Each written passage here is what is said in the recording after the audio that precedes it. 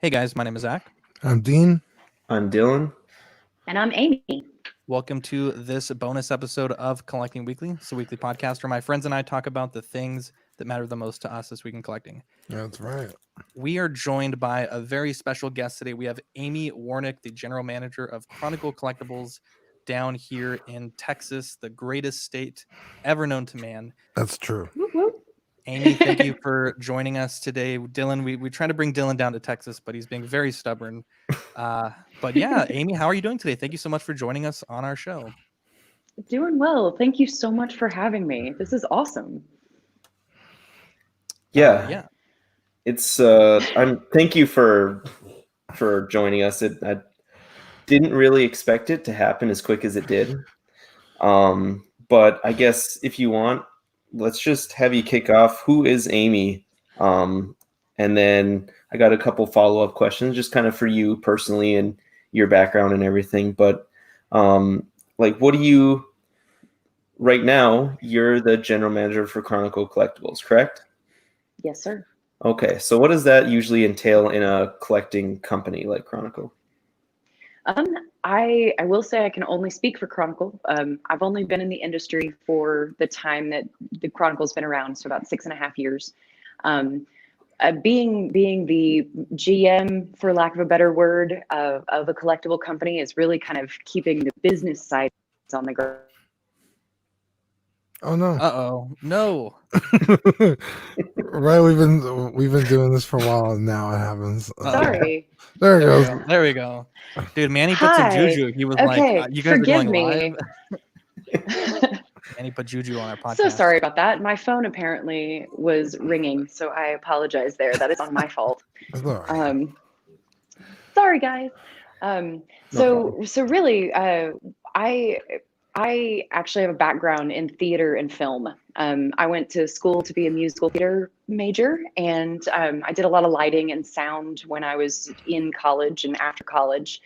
And so I dove into film. I actually worked on Thor and the Avengers back in the day for Marvel, which was a lot of fun. It was so great. But it gave me a passion for the kind of a different side of the arts than I was really, thinking I was going to going into musical theater and dancing and singing everywhere.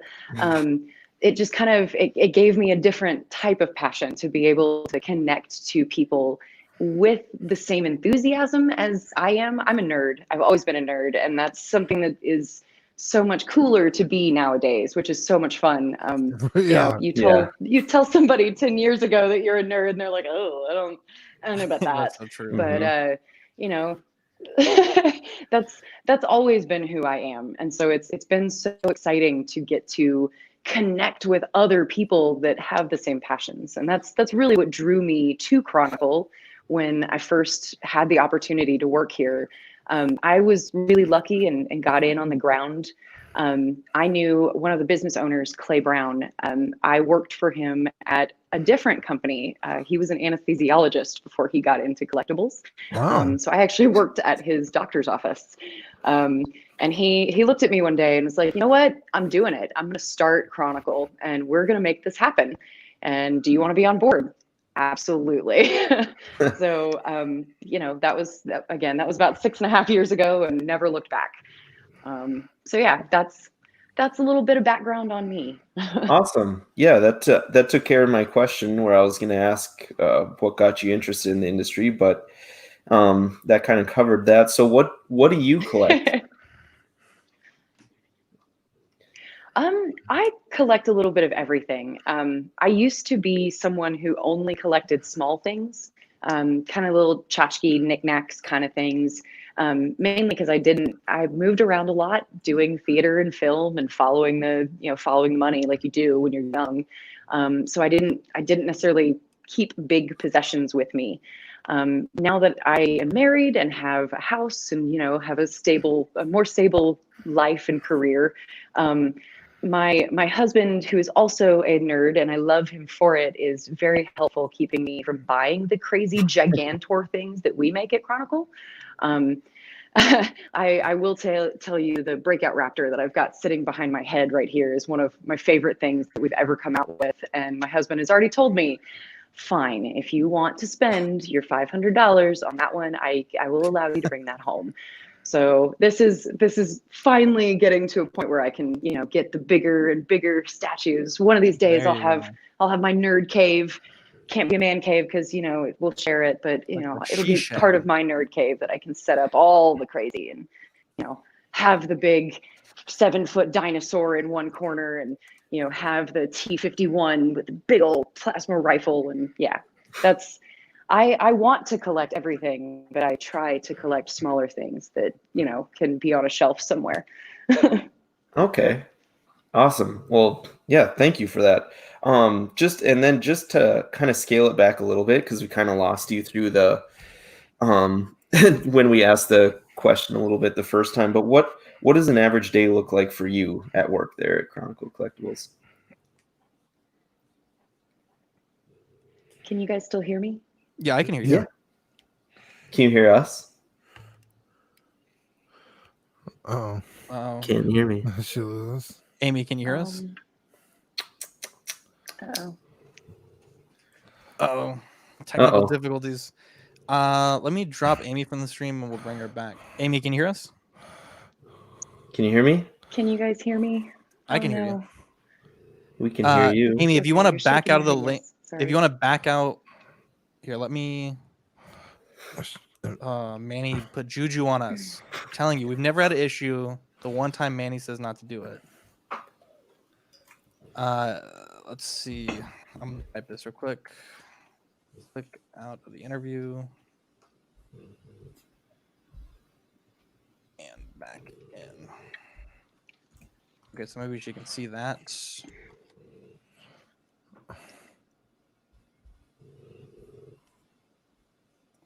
Okay, can y'all hear me still? Yeah. Yeah. Yep. Can you hear us? There we go. I can Okay. hear you now. I'm so sorry Okay. about that. No, it's okay. No problem. So Dylan was asking, what does an average day look like for you at Chronicle?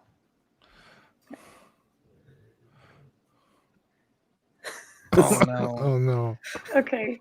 Wait, I don't know Amy- where I cut out. I know that I was talking about what I collected and kind of went on a ramble. So you guys may or may not have heard everything that I said. I apologize. Yeah, we got We're all apparently that. having connectivity issues on my side. Yeah, we heard all that. Can you hear me, Amy? I now can. Yes, sir. What Okay. was your next question? I apologize. So, just to kind of go back a little bit about you and Chronicle, what does your average day look like for you there? My average day is probably the least consistent than anybody in our job. Especially right now with all the things going on, we're a little discombobulated. But before COVID, my normal day would pretty much consist of starting with checking in with production and making sure they don't need anything from me, and then kind of checking in with our 3D team, our 3D printers, our shop. And then most of what I focus on is, kind of more of the businessy side of things, the licensing. I'm the contact with all of our licensed studios, video game companies that we work with. So I'll go through and do our product approvals and that kind of stuff. In the time frame right now, we're just starting Q3 of 2020.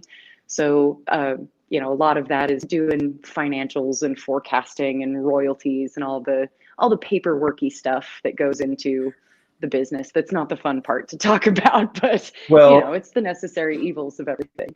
Yeah, to be honest, I know when we spoke on the phone the first time, I have an appreciation for it, being a business student, obviously, and trying to understand business processes and the back end work that goes into it. And I have always said, I think a lot of the more collectors are able to understand that side of things, the more understanding they are.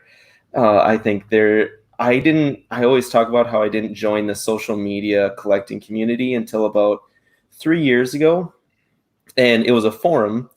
And then I went from that forum and then I started joining the Facebook groups. And that's how I kind of came in contact with Collecting Weekly. But during that time, it's all like when people are, asking questions like, why didn't they do it this way? Why didn't they do it this way?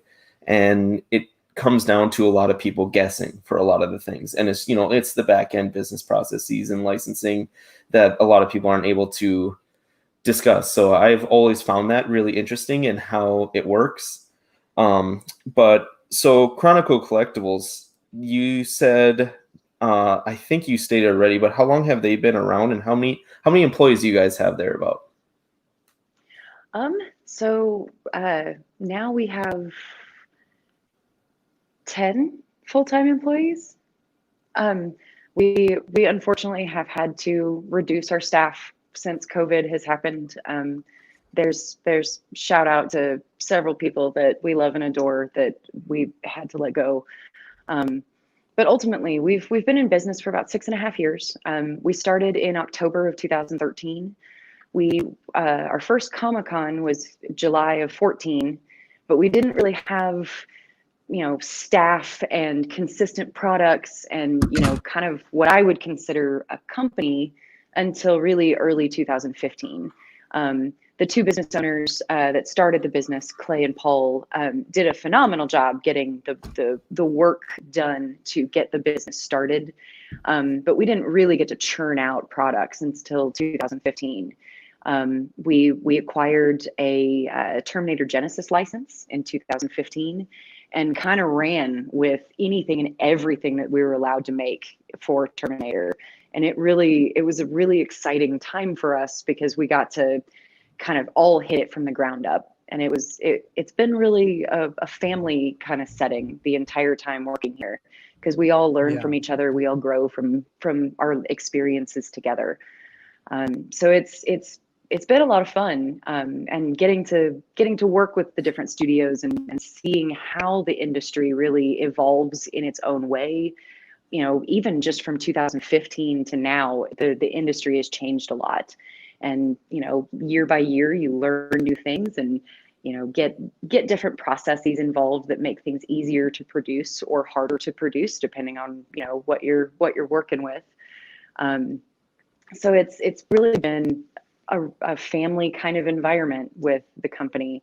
We try to keep it in a prospect of, when we're designing something, note to our production team on this Breakout Raptor. I know I keep talking about it. It's just pretty.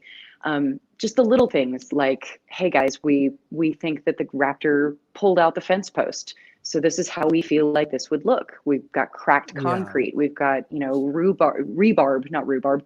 I'm hungry, obviously. We've got rebar coming out of the concrete in real life ways. And that was really from our 3D team, just saying, hey guys, I think this is something that we could make the piece that much better with. And so it takes a family and it takes a team to really make everything work. And it's a lot of fun. These days, collectors have a lot of options when it comes to statues and statue companies and where to buy them. What are some things that set Chronicle Collectibles apart from some of the other big name statue companies that are out there, or even just the big name distribution companies? Uh-oh. Dylan, can you still hear me, darling?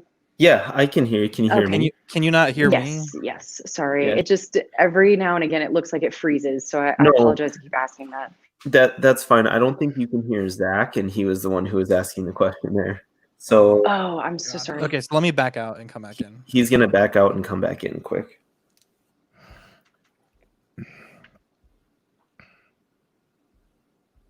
Naturally, of course. I've never had issues like this on StreamYard. Have you guys, Dean?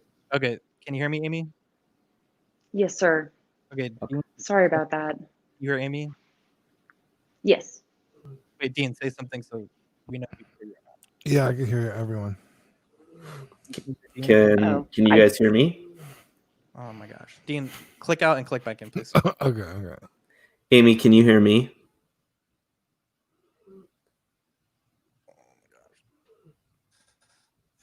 I can hear you, Dylan. Okay.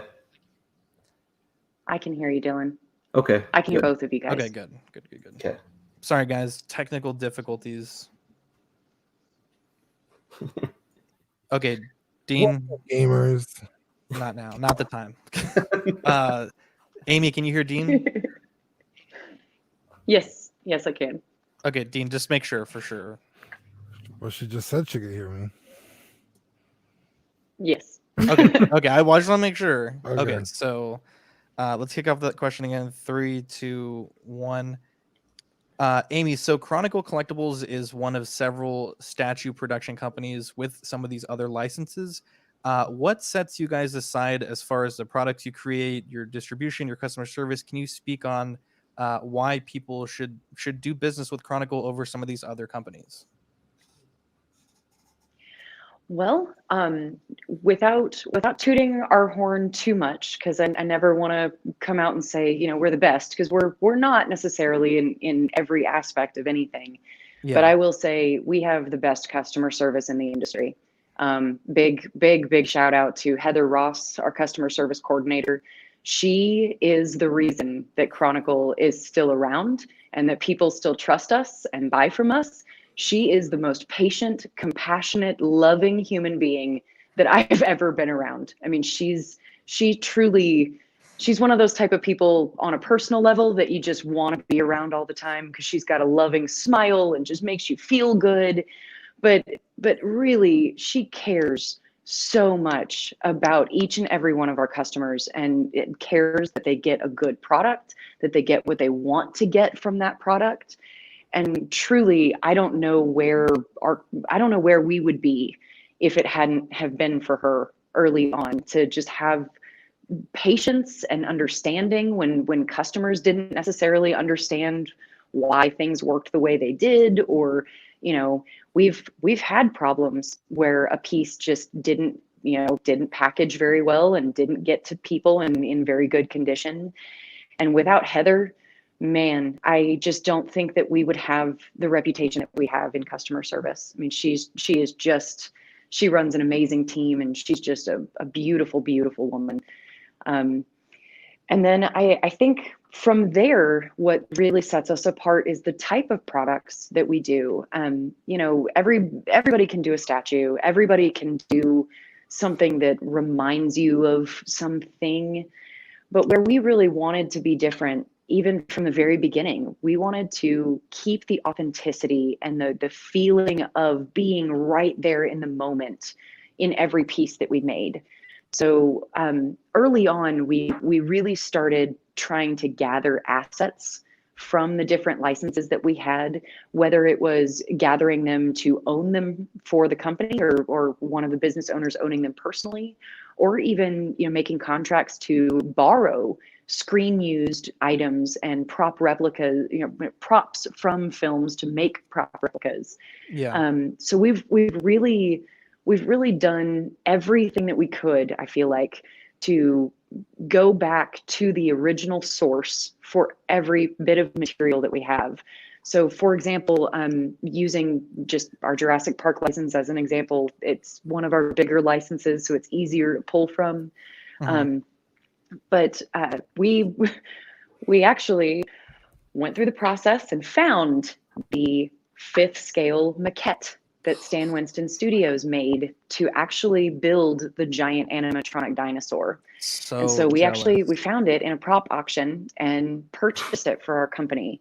And that's what we've molded and cast to use for our full 5th scale 7-foot dinosaur that we actually sell on our website.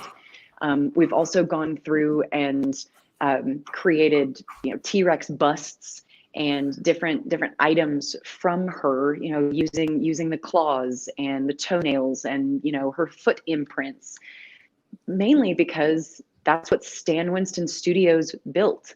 They literally used this dinosaur and some trigonometry and a projector to project a shadow of this 5th scale maquette onto a wall so that they could create the 45-foot animatronic dinosaur and actually piece together each part to make it what it is in the film. And that to me means more than somebody just saying, I want to make a dinosaur and I'm going to look at this dinosaur and I'm going to do it almost exactly like it. No, we're going back and we're actually going to go to the studio and we're going to find that one so that we can mold and cast that one and make sure it's authentic. We've done the same thing for several other pieces. Our Henson team at the Jim Henson Company is so amazing. They've allowed us to digitally scan puppets from Dark Crystal and Labyrinth to be able to get that detail. When you go back and look at the Dark Crystal as the original film, not the series that just came out, but that original film, the Skeksis are so terrifying. I mean, I just remember being a child and being utterly mortified at these things. And you find out that they're like 8 feet tall, and they had to cut rivets into the set so that the puppet masters could walk underneath with these giant costumes. And, there's something different about getting to experience all of that within a statue, as opposed to, oh, I'm just looking at it and I'm seeing these wrinkles and these folds. No, I want to take the actual scan of the wrinkles and folds, and I want to feel how I felt as being terrified of those Skeksis when I was a kid. That's what I want people to I want people to be nostalgic when they see our pieces, because they're getting to actually experience something else that they had from their childhood. So I really do think that's what mainly sets us apart, our devotion to the nostalgia and making sure that people feel as good as they remember feeling the first time they watched it. Yeah, I had a personal experience with Heather with my Iron Studios Rex.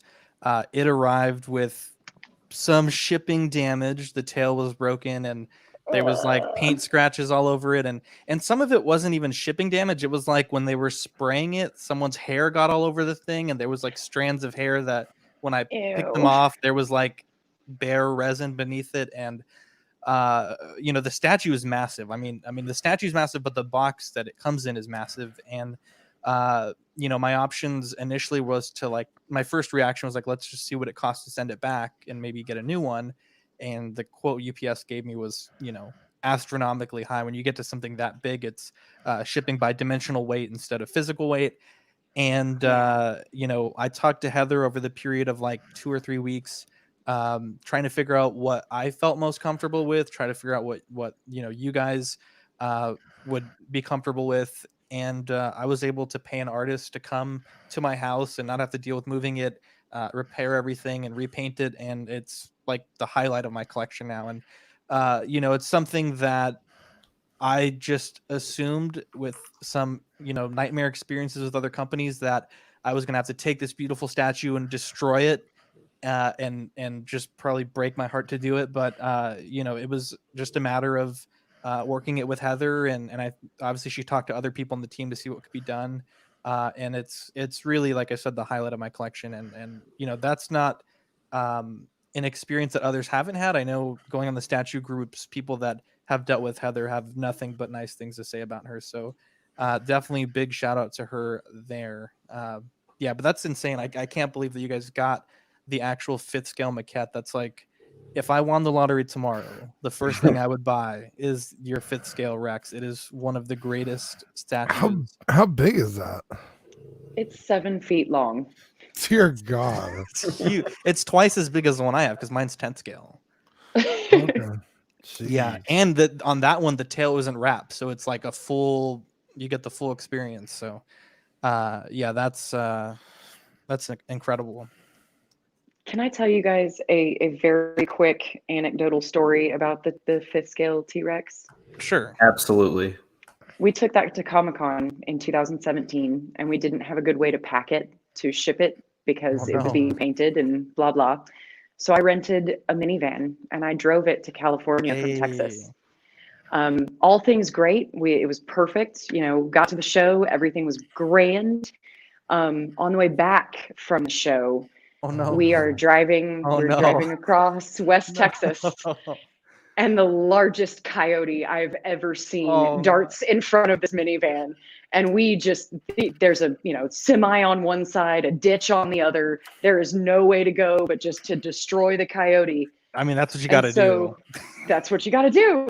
So me and Rexy have some good times remembering the coyote incident of 2017. So I needed to share that. So every time you guys see our 7-foot dinosaur, you can just think of her, as my companion in the back driving across Texas. Before, smearing, just smearing the coyote all over the car. And she was fine. Before anyone gets too mad, that's actually the safest thing to do. Yeah. I mean, because we live down here. I mean, everyone but Dylan is from Texas here, so there's a lot of animals and deers and stuff, and they tell you like, just keep going because it's the safest thing you can do. Right. Yeah, we have a lot of deer in North Dakota too, and absolutely in driving. I just thought you guys would find that funny. And the dinosaur was fine. She had no damage. There was no problems whatsoever. God. But she and I just get to laugh about it every now and again. That's amazing. Go ahead, Dylan.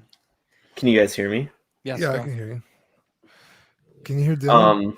Can you hear me, Amy? Okay, yeah. That's in North Dakota. That's one of the things they even instruct you in. Dylan, click out and click back in. Got it. You guys I can hear you now. I can hear you now. No, don't. I got it. Are we good? Yes. Yeah, we're good. Okay. Yeah. I was just saying, even in driving classes in North Dakota, that's what they instruct us to do is hit the animal. And so the Rex was okay. Yeah, she was just fine. I mean, the worst part about it was having to wait on Enterprise to bring us another vehicle because, I have this 7-foot dinosaur that I now need to unpack from the back of the destroyed vehicle and put it in a new vehicle. And so, they were trying to tell me we can bring you a Durango, we can bring you a Ford Escape. And like, no, you guys don't understand. I need a cargo van or I need like a giant minivan. This thing is 7 feet long and she can't go on the top of the car. I'm sorry. Like we got a T-Rex. We got a T-Rex. Yeah. We've got a T-Rex. Sorry to sideline the conversation. I just thought you guys would find that funny. No, yeah, that's a good story. So as far as your distribution goes, I know we talked about it a little bit before the interview, but now Sideshow is distributing some of your products, and you guys are also distributing for other companies. How does all that stuff work? I know you mentioned earlier that there's the license has kind of been split country to country, and different people are now able to make some Jurassic Park items. Can you explain a little bit about how that stuff works? Yeah, definitely. So before we get into kind of licensing and territories when it comes down to Jurassic and the specific licensing side, let me hit on your distribution question real quick. All of the collectibles companies that I know of, like us, that started out making product, I feel like end up wanting to be a lot more like Sideshow, Sideshow is what everybody compares to because they've been in the industry the longest. They're the widest known, they're the largest, and let's be honest, they put out beautiful products, so everybody wants to be like them and strives to be able to put out the type of quality that they do.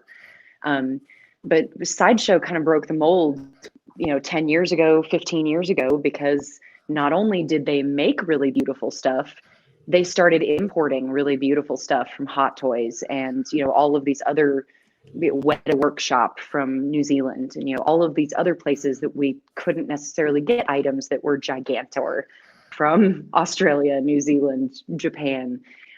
So Sideshow really kind of opened the door for companies like us who make stuff to then sell other people's products, as opposed to like Diamond Comics and Big Bad Toy Store. Those are mainly wholesalers that will always go out and buy other people's stuff to be able to distribute. So they don't have as many restrictions because they don't have specific licenses on their own. Where we run into weird, just specifically in our experiences, kind of goes back to where we were going with the Jurassic and the licenses and the territories.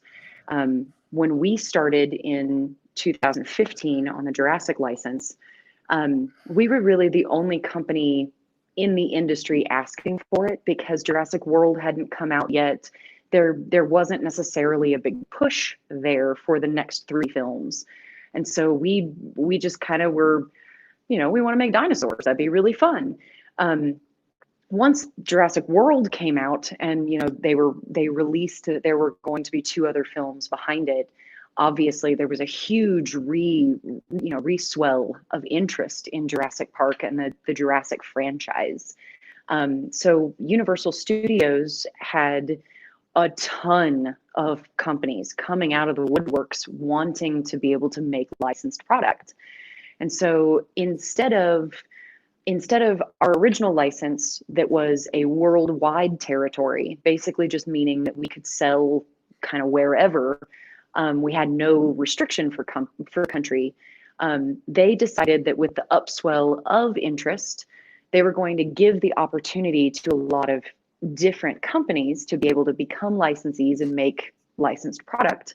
But that also meant that they didn't want everybody trampling all over each other's spaces. So they did what we kind of call in the industry, carving out the territory. And they basically said, okay, Universal America, you get to choose your licensees and you get to, tell them where they can sell.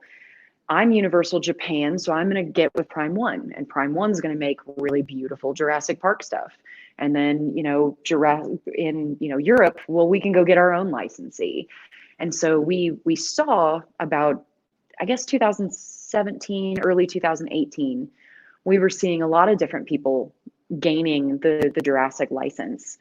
And the way that when you do the carve out of licenses, you do try to be good partners to other people, because in theory, as a Jurassic Park licensee, of course I want Jurassic Park to do well. If Jurassic Park does well, then I inherently do well and my customers love it, so everybody's happy.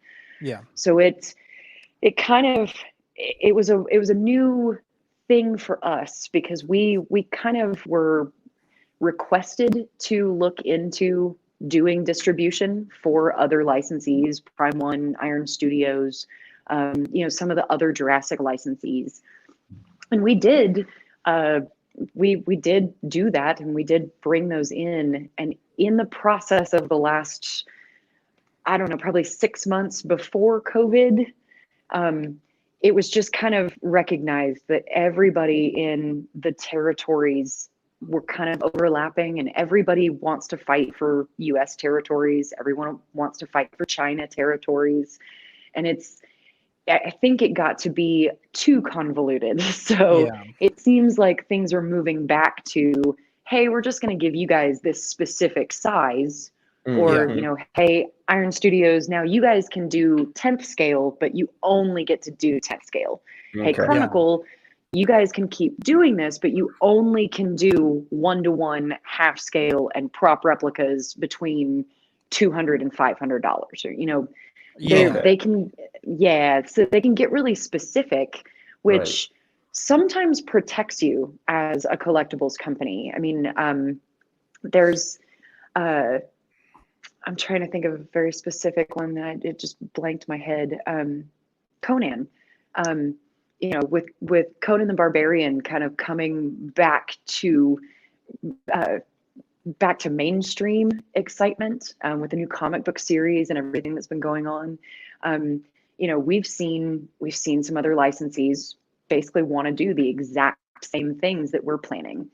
And the nice part is, since we've got those territories and those products specified in our licenses, because, they try, that all of the studios really do try to make it fair. So they, Cabinet had to tell somebody, hey, you can't do that piece because we've already approved it for somebody else. And we've been told the same thing. We've been told that, hey guys, we can't let you do that T-Rex because, hey, somebody else is doing that one. No problem. It is, it's always kind of fun to see what other people come up with, but it's always disappointing too when you get beat to the line with something that you thought was a really cool idea. Mm-hmm. It happens a lot in our circle. It does. It's a small world inherently, though, so it's bound to happen every now and again. Yeah, and I can see that with the age of collectors now. I can see that license, like for Jurassic Park, for example, really growing recently. Yeah. But so how much, I guess, going into the manufacturing side of things, how much does that manufacturing statues differ from manufacturing 1/6 scales or life-size props? And I would say 1/12 scale figures, but we're not able to discuss that right now. But the difference between all of them, I guess, what's the best way to explain how tough it is with all of them?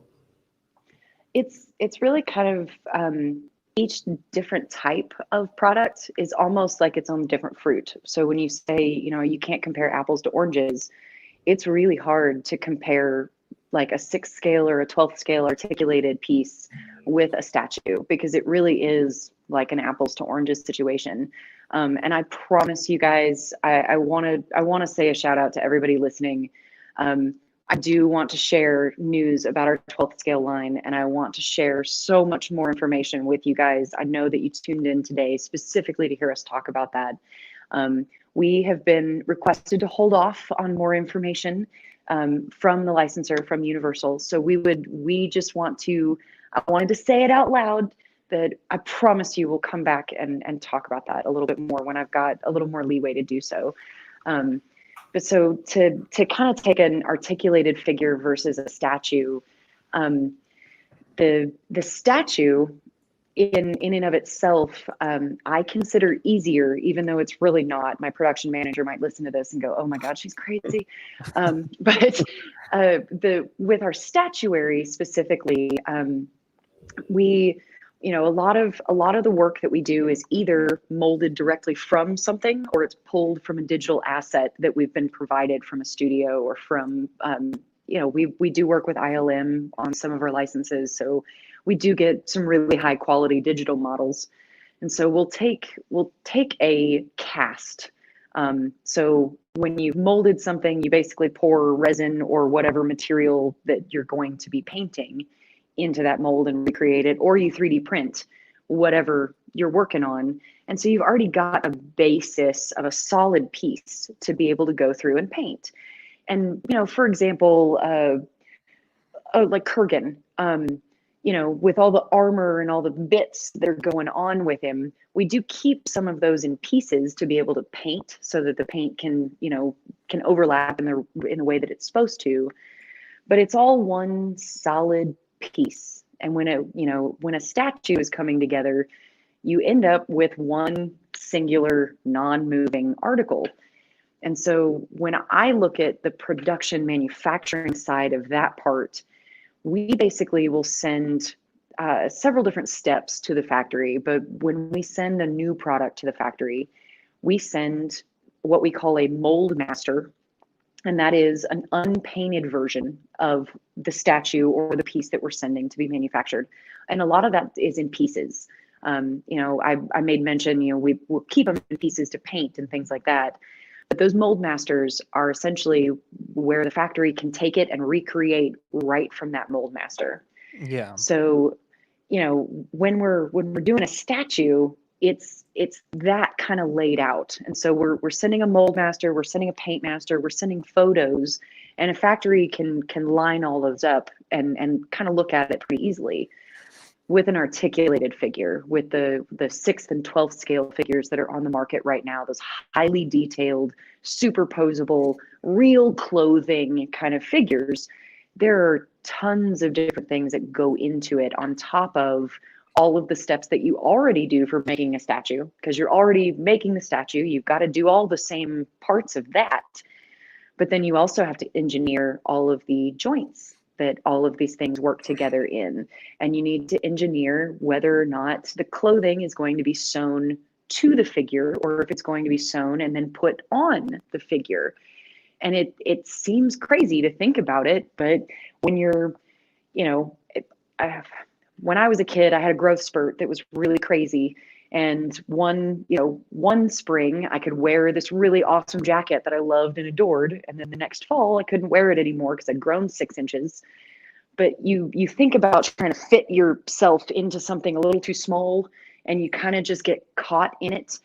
that same exact thing is something we actually have to think about when we're making an articulated figure. Because if somebody wants to take off that clothing from the figure, they're going to have to put it back on. And so if you don't want it removable, you actually have to physically sew it onto the figure so that it's not removable. And there's things like that I didn't really even think about when we were starting the articulated figure lines. And thankfully, our production team is amazing. Dean Tolliver, Jared Chapman, Ernie Ariata. I mean, they've come up with some really incredible ways of making these dinosaurs work. We're doing articulated raptors right now. Everybody's seen the 6-scale articulated raptor that we've got on our website. That has been an intricate, really specific product that I didn't think would be so difficult. Yes, right there. So one of the things that I thought was really cool, in a statue format, you do the same thing with a raptor. You take off the bottom jaw and the tongue of the raptor so that you can paint the inside of the mouth. She's got to be painted nobody's going to want, a non-mouth looking thing. So if it's already disconnected, our team decided, okay, well, she should be able to open and close her mouth. And so they've actually rigged a joint in the back of her mouth so her tongue can move up and down, so that when her mouth moves up and down to close, the tongue moves out of the way with the jaw. Yeah. When we're saying, when our production team looks at me and says, hey, we need to make this jaw articulated, great. Okay. So you just make make 2 pieces and put them together, right? It works that easy? No, they've actually gone through and physically engineered the movements so that when the factory turns around and is trying to engineer those different parts for the tooling process to make the actual metal molds that will do the PVC pieces, it's so detailed, and there's so many different things that go into it that I really never even considered before we started these pieces. And I think that's one thing that I would love for more people to understand, more of the collectors. I really want to, take one apart one day and show everybody, like, okay, look, this is all the different pieces that go into it. There's like 40, 50 different pieces. Yeah. And it as far as going from a master copy, like you said, and sending it to a factory for production, I've heard the term, I believe on your live streams, like a counter sample being sent to you guys and being shown. How involved is that process to go from the master to the, I guess, like the reproduction that people will get? Do you guys actually go to the factory, or do you just send them like detailed instructions? Like, how do you get from the master piece that is the prototype to the production sample, and what level of quality loss is I guess somewhat acceptable for a master to a actual produced piece? That's a really good question. So we generally expect, we expect from our factories at least 85% of our prototype. So when we send a paint master, we try to go super, super detailed, because we know, things are going to have to be simplified when you're making a run of 1,000 T-Rexes. Exactly. Yeah. They can't take 2 weeks to paint it like our prototype painters can. Yeah. So we expect our prototype painters to paint it to the nth degree of detail, because we basically won't accept a counter sample that's not at least 85% of our paint master. And so the process involved with that, and I'm so glad you asked about the counter sample, because I don't think a lot of people realize what that is and what takes so long sometimes. When we send our masters to the factory, they take those mold masters and then they, try to recreate the prototype that we've sent them. And without the step of the counter sample, you would probably wind up getting things that were just a little off all the time. The counter sample is really specifically for the factory to say, okay, here is our proof of concept that we can produce what you sent us. And we've been really lucky. I think there's been only one piece in the entirety of our time that was so off of our paint master that we actually moved it to a different factory. And that was a long time ago. No, no. It was well, one, it was the Sid Mead blaster, and we've. Is that the one that was the 2D to the 3D? Yes. Oh, yes. okay. Yeah, Adam Savage has talked about that one. It's incredible.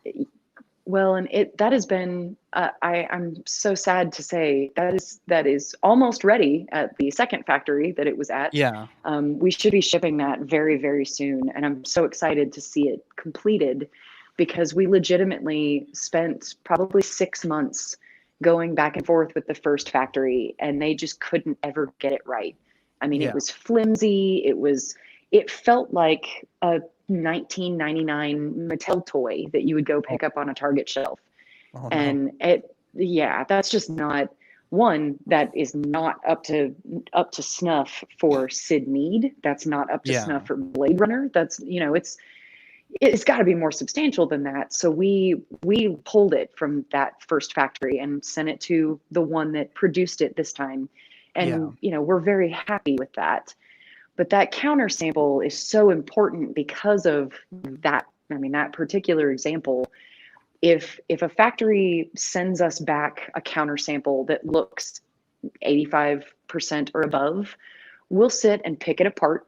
And because there's always some minor detail that our painters or our sculptors knew to look for that maybe we didn't point out, or maybe the factory just missed that tiny detail.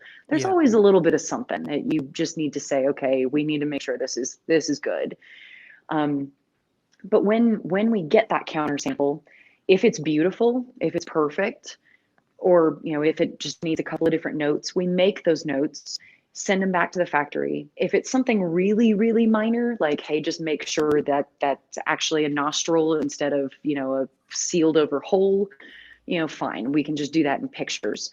But if it's, a really specific change, something like our RoboCop bust, our 1-to-1 RoboCop bust, we just didn't really like how the mouth turned out.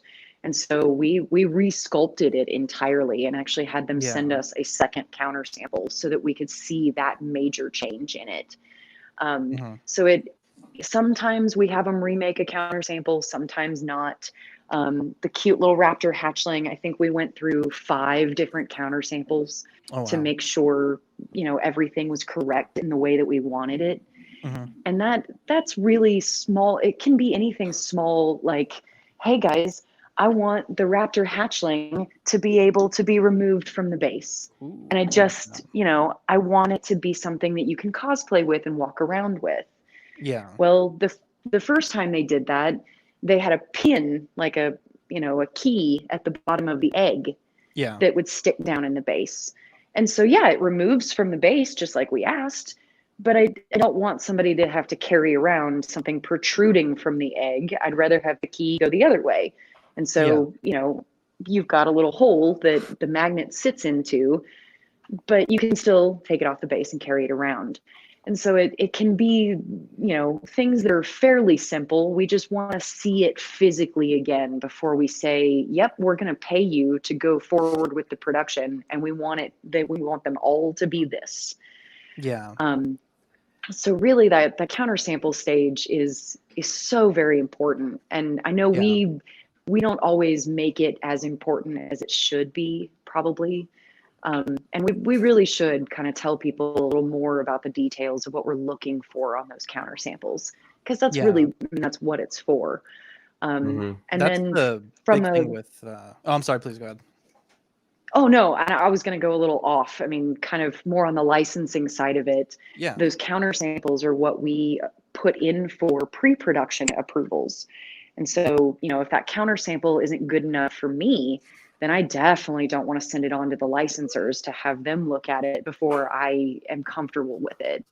So, the other side of it too, we can think it looks beautiful and we send it on for pre-production approval. and Universal or, you know, Jim Henson can say, hey, nah, we need that to be different. We need this to say this. We need this to be like this. And hey, if the licensor says do it, we do it.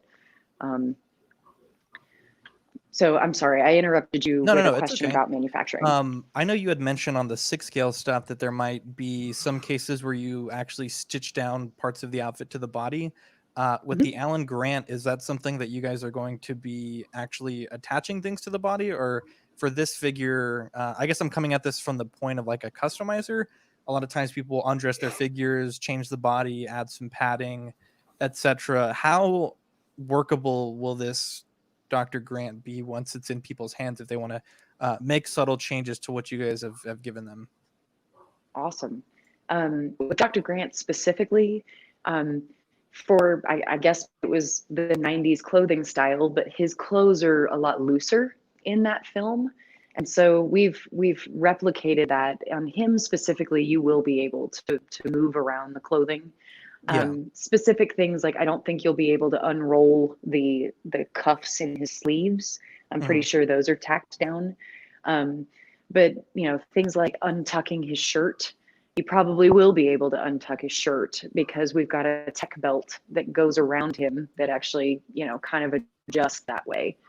Okay. So yeah, and especially with there's several different hands that he comes with. So since you can pull the hands and the boots off, I'm pretty sure you could get those pants off. Yeah. The difference here between the two heads, one has the hat permanently attached and one is without the hat. Yes. Okay, when we first talked about it on our show, I was like, I don't know what the difference is, and I think it was Dean that pointed out, like, oh yeah, it looks like one is with the hat, one is without. And that makes a lot of sense that we don't have to deal with the separate hairpiece and getting it to fit just right. Yes. That's a good compromise there. So real quick, just a quick little licensing question on these ones specifically. So Jurassic Park, is all the licensing handled by Universal Studio, or is it some of the actors, or how does that work? That is a beautiful question as well. A little bit of all of the above.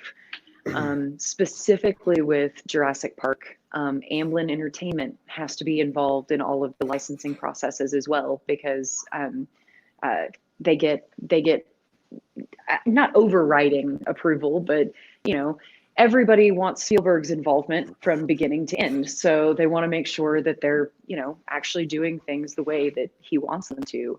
So not only does Universal Studios get a chance to review, and they've got several layers of review process. Universal's got a Jurassic specific team that is, you know, experts in Jurassic that'll go over things with a fine-tooth comb. And then they've got a compliance team and a legal team that'll go through and just kind of make sure there's not anything crazy. One specific example of that is the Barbasol partnership. I don't know if you guys know this. The prop master did not ever ask permission to use a Barbasol can in Jurassic Park.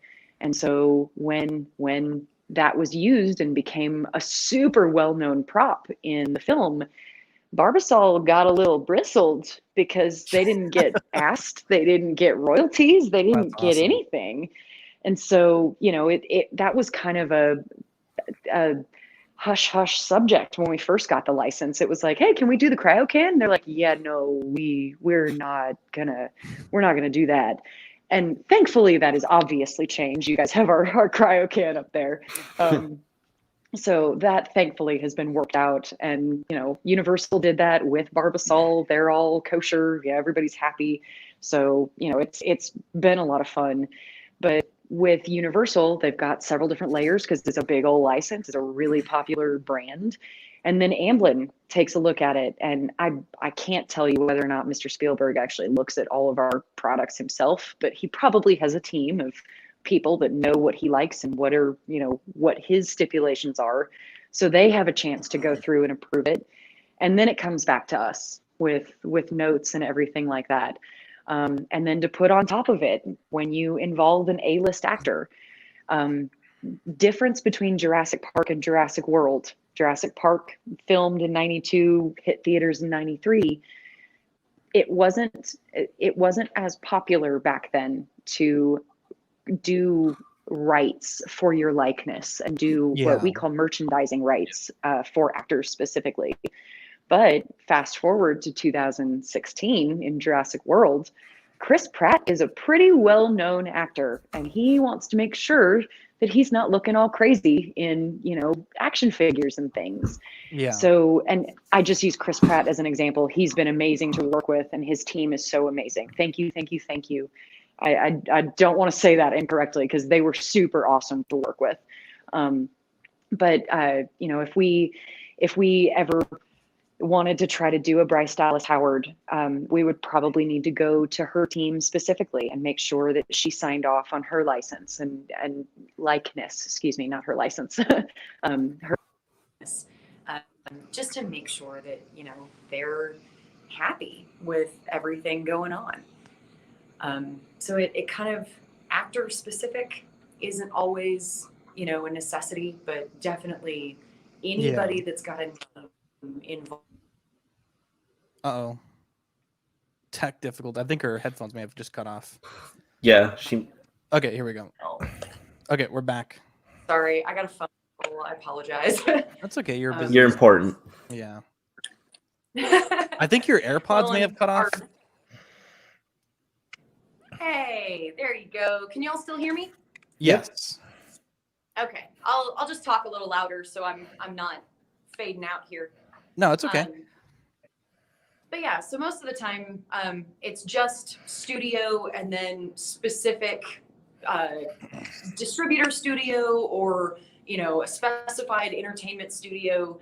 And then every now and again, the actors have the merchandising rights to be able to say, yeah, I don't want my face used that way. Thanks, though. So it's you kind of just got to check all the T's and dot all the I's and make sure you're making everybody happy. Mm-hmm. Yeah. Do you guys have other figures that you guys would like to make for the 6-scale license? Oh, yeah. I know Dylan had put on the show sheet a Tyrannosaur in 6-scale. How far do you guys want to go with that? Whew.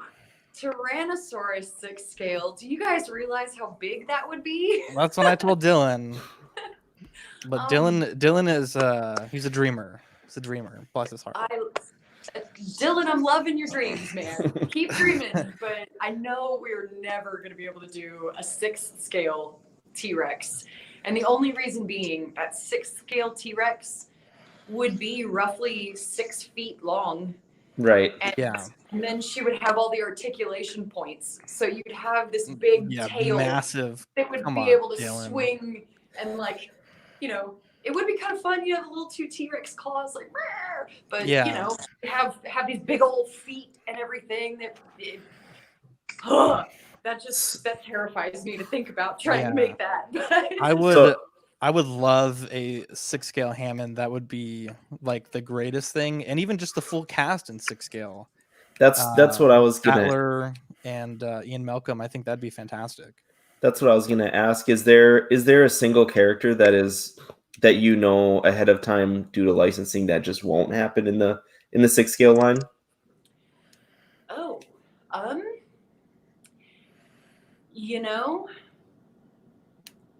don't know. I don't think there is an actor, or I don't think there's a character that we would be stipulated against doing. It would really more be if we felt like we could justify the sales, and then we would just have to make sure, like specifically, I know with David Attenborough, you do need to do something for him. And I don't know that it's specifically like go to his estate and say, may I do this? I think it's more along the lines of, is this okay? Here's my sculpt. As long as Universal and Amblin sign off on it, it's okay. Yeah. But there's, man, I mean, I've always really liked Muldoon. I think he's a really interesting character. Yeah. And there's not as much development of him in the movies as there is in the books. But I just think he's such an interesting character that I really would be excited to do him in 6-scale. I don't know if he is, a popular enough character. Also from the Lost World, Roland Timbo. I'm Oh not my sure. goodness, yes. Yeah, the Yes. weird B-list characters. Um, I I would want stuff like that in my collection. So, I'm hoping that maybe that is how we can go about and do 12th scale and make all of those Yeah. full, character lines. But specifically, I mean, what we've really more talked about with the articulated stuff is what dinosaurs we can get away with. Mhm. The other side of doing Jurassic Park in an articulated format is mainly, Hot Toys, Sideshow, they start with an M, and I'm not trying to forget you. You have amazing product. NECA, sorry. Yeah, NECA. So, there are some amazing articulated figures out there, but they're all people. And to be really honest, we know that we're probably not going to come out of the gate having as amazing quality of a 6th scale person as a Hot Toys figure. But I can guarantee you that our dinosaurs are going to be amazing. Yeah, I know Dylan's really really excited for that. I'll admit, Amy, I came out and said that I would have paid any amount of money you guys would have asked for that. That was my main toys I grew up with, and like I grew up with the 3 Jurassic Park movies, pretty heavily involved in there, and I had just waited this long. So I guess that kind of goes back. Why do you think that you guys are the first ones to come up with the 6 scale, high-end 6 scale? Is it some of the challenges that involves doing a high-end Velociraptor, and which is probably much different than let's say like a human figure? Yeah. That really is boiling down to complexity and the amount of money that you want to throw at it. So when you're working with people, there are a plethora of different bodies that you can source for 6 scale and 12 scale for people. That is very true. Yeah. So, you basically find the factory partner that you want to work with, and you get their bodies, and you basically use what they have available to you already. And we can't do that with the animals. And it makes it that much more complex, but it also, I don't know that there's ever really going to be a good format to use a generic creature, because even if we build the inner working and the tooling for the Velociraptor, the Velociraptor isn't even going to move the same as the Dilophosaurus. And so we really don't feel like we are going to be able to use a lot of that positioning even across the whole dinosaur line.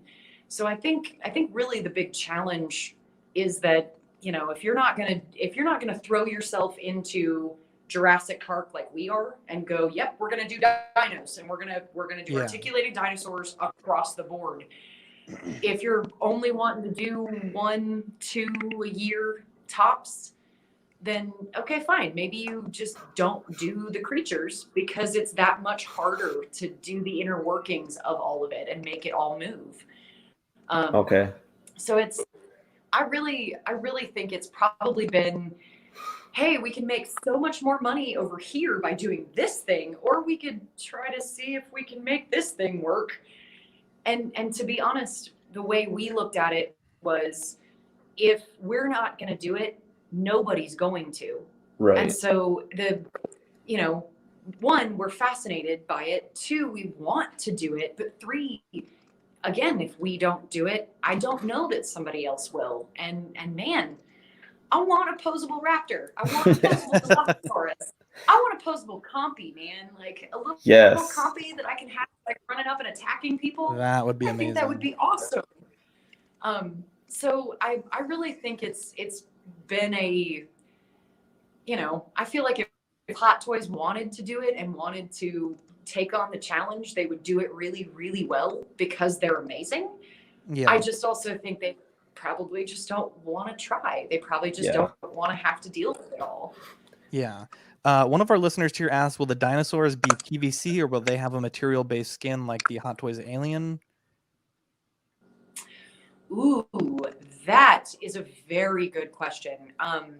We've actually talked about doing it both ways, and I do not know the answer to that. I'm the worst person with the first question I can't answer. So, you know, yeah, I know most of it will be PVC, but since they're asking the specific question about the skin-like overlay, I know we've priced it both directions, and I'm not entirely sure which way we decided to go. Maybe on our follow-up we can talk about that. Yeah. Yes, And- please. I will make note to ask my production manager about that because he will know right off the bat. Yeah. Awesome. And this can be a simple, real quick yes or no question, but has the 6 scale line, Dr. Grant and Velociraptor, done well so far? You know, not as well as I was really hoping. And it's not that it hasn't done well. I think it has done well. I was really hoping that we were going to see, thousands of sales. And I think there's several of those 100 people that are kind of maybe waiting until we get it out on the market and actually The big see thing, something. yeah, the big thing with 6 scale collectors, especially for a company that's, getting into it, and not only that, but getting into it with a really ambitious figure, they tend to wait until people have it in hand and do reviews of it, until they commit. Again, just because it is you guys' first outing into 6 scale. Oh yeah. So for me personally, I could see that being a reservation for people. But I think it looks fantastic. I know the prototypes look really good. The paintwork looks really good, but as far as whether that'll translate to the release product, that's like the big thing. From talking to a lot of people in 6 scale, they're just like not really sure if they're going to commit to the price point, without seeing it in hand first. So what tends to happen from what we see is like when things don't get pre-ordered, they don't get produced as much, and then once it comes out, if it's fantastic, the secondary market price just skyrockets because everyone's trying to get in on that figure. Yeah. So Yep. hopefully that doesn't end up being the case. You guys did announce last week the Breakout Raptor. Do you want to talk a little bit about that one? I think that's one that you're really excited about. I am. I really, really like this piece. This is a statue, so it is not articulated, but one of our things that we talked about was kind of what puts us apart is we like the authenticity of everything. And so when we were talking about something new and exciting and something different that we could put out on the market right now, we kind of were tossed back and forth with maybe trying to do an herbivore or, some kind of other exciting scene. But our chief 3D artist, Dean, kind of said, hey guys, what about when the raptors break out of their pen? We don't see it in the movie, but everybody knows that it happens. What if we tell that story?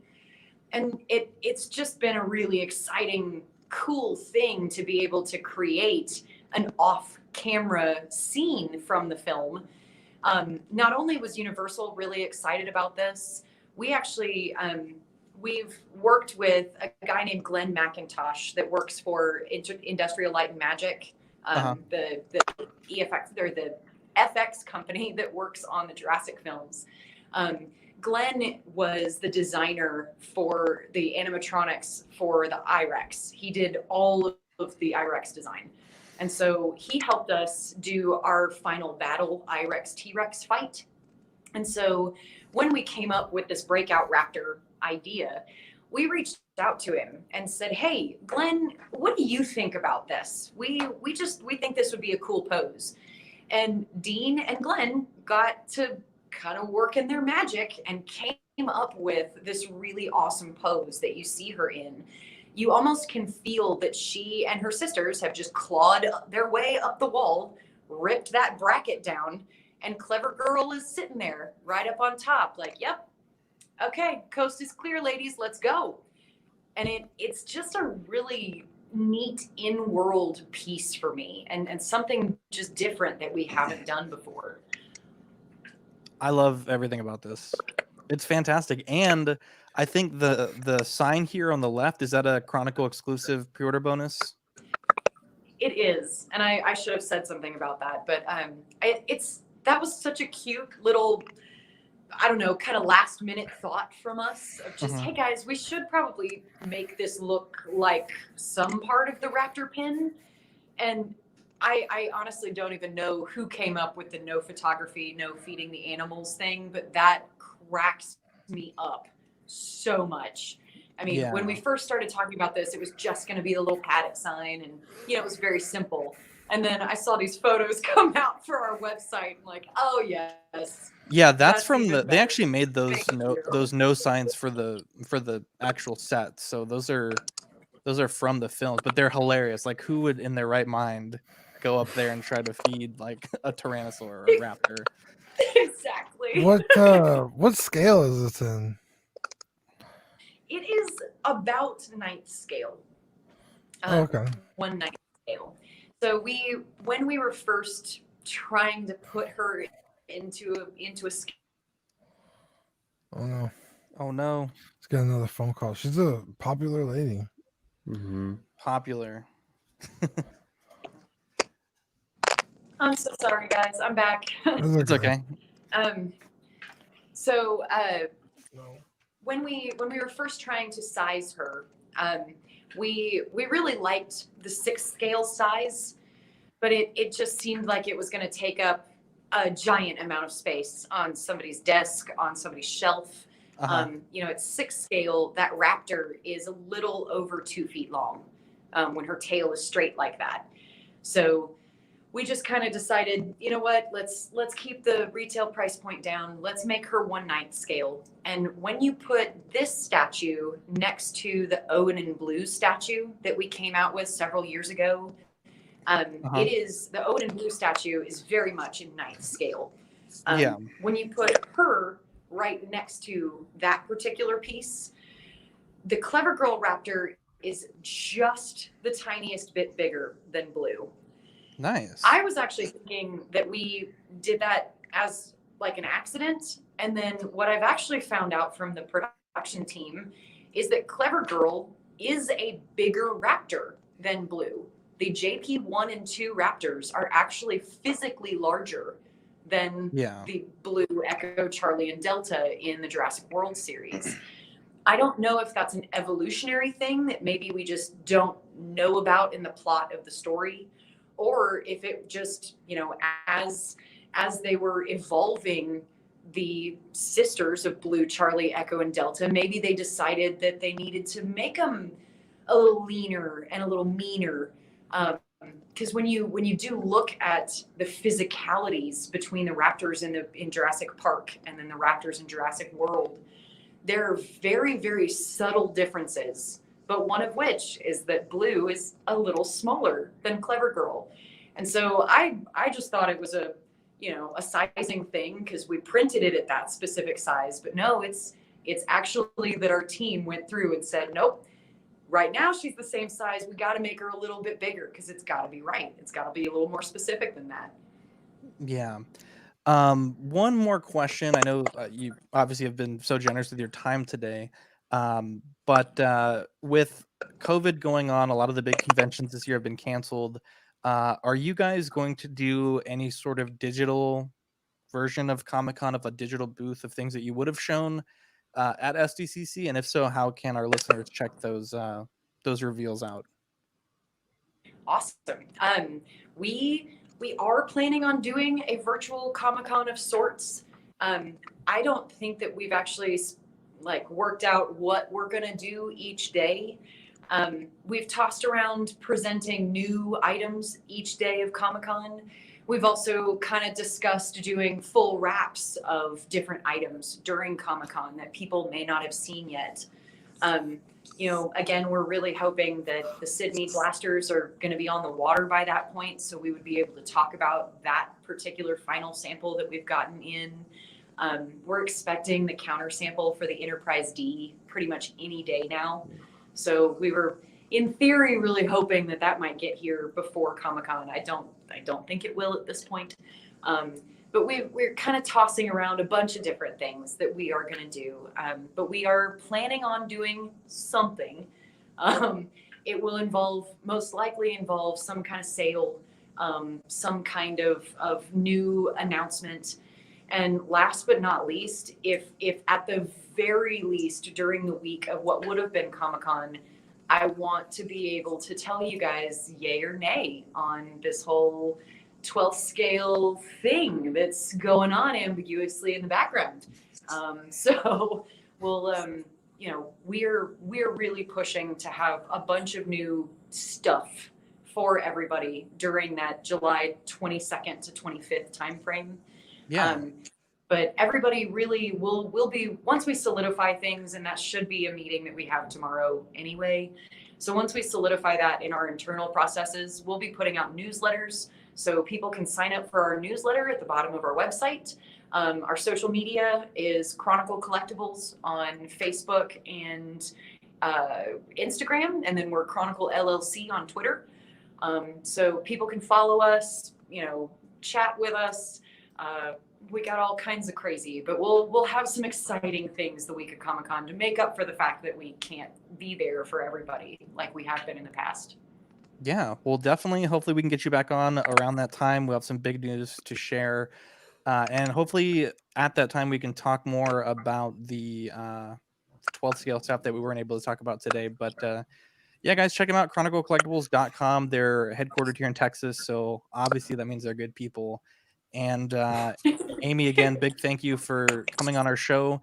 If we wanted to send you guys like a swag bag, can we just send it to the, like, is there a special address that you can send me? We can send you a little thank you package. Yeah, and vice versa. We'll get on email and do Yeah, that. So okay, we can cool. send you guys a little swag bag too. Yeah, Thank just you send me so like a much for 5th having scale me on. Rex. You know, I mean, it's He's got one. I need one. No, I'm just kidding. No. Yeah, we'll definitely exchange pleasantries via email, and definitely if we can get you on during SDCC week, that'd be fantastic. And again, thank you, Dylan, Dean, and Amy for joining us today. Zack, Dylan, Dean, thank you so much, guys. I appreciate it. Thank you, Amy. Dean, we need a good old bye from you, Dean. Oh, your mic is muted. Oh my God! I was like, oh, thank you so much for coming on. Yeah, I saw you talking, and I was like, what is going on? Sorry, I didn't want my dog making any noise. All right, guys, bye.